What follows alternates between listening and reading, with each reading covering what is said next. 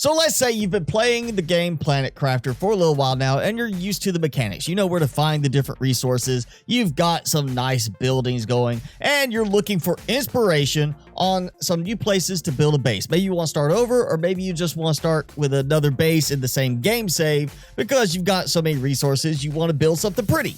Well, in this video, I'm going to show you my 5 top choices for base locations in the current game, based around really the scenic value, how good they look, what you can do with it cosmetically, and yeah, some of these are going to be pretty nice to build in because of resources as well.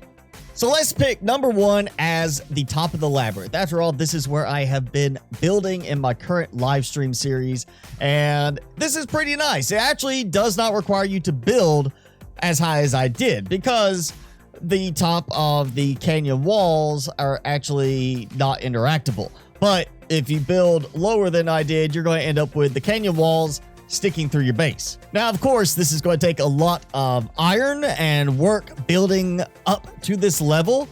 And you can do it different ways. You could do a spiraling staircase, or you could build just one really long, straight staircase that leads up from a longer direction. Now, this will make things a little difficult at the beginning, but once you get the teleporter, it will make things a lot easier for you to get from the ground level to the top. Now, obviously, besides the fact that you're going to have a nice view from below, this is also a great place for having a large view of the surrounding area. You can see everything all the way to the steep hill wreck and even the top of the new Waterfalls pillar, also even into the highlands. You've just got a long range of view from up here, so it gives for a very nice scenic look.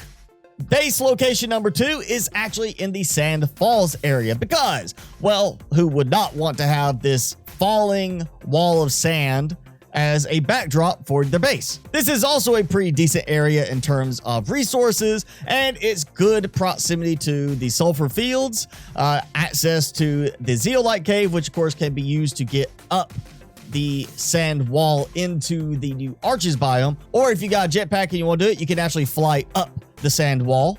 This is that sort of location where I could see somebody building a really tall pillar type base and then having a walkway that extends to the top of the sand wall so that you can just walk your way into the arches biome. One drawback to this location, though, is of course the access to water. You're not really that close to any water, so it's going to make you walk a little bit more to get some algae based on which water source you want to use for that. Number 3 should actually be no surprise. It's the crater. Now, this is definitely one that is not going to be the easiest to build in at the beginning because of the way the area is going to look until you get your terraformation index up to a certain point. But it does afford you good access to some of the basic resources. There's 2 underground bunkers here, and of course, as you can see, there's plenty of water, and with the central island in the middle of the pool of water, it feels like a perfect place for building another column base. And as I'm doing here, I'm building a big tower to eventually be seen from one of my other base locations, which brings me to place number 4, which is not just the Waterfalls biome, but the actual top of the Waterfalls pillar. Now, as I've shown in previous videos, there's actually a couple of pieces of pulsar quartz up here, so you do have at least some incentive to climb to the top of this location. And just like with the top of the Labyrinth, this is definitely one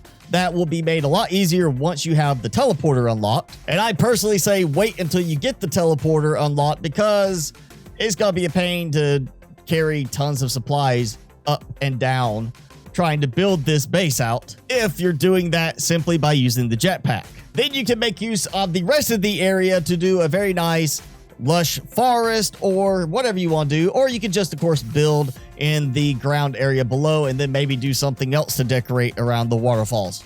And that brings us to base location idea number 5, which is the new Meteor Field. The reason I've picked this one is because it gives this twilight effect to the atmosphere when you enter in. You get a different view of the sky than you're going to get anywhere else, even at nighttime. So it gives a very good opportunity to build some kind of twilight themed base, or as you can see here, going for a twilight forest type thing. Maybe build in the middle of a twilight forest. It really gives you some good options for this because any base you build will be visible from a bit of a distance. But the main thing is once you are in the Meteor Field, the atmospheric effect is going to give it such a unique look compared to anywhere else in the game. Now, honorable mention is going to be the Mushroom River. Now, I did not want to include this in my top 5 because while it can have a very nice look, I think some people are going to find the glowing haziness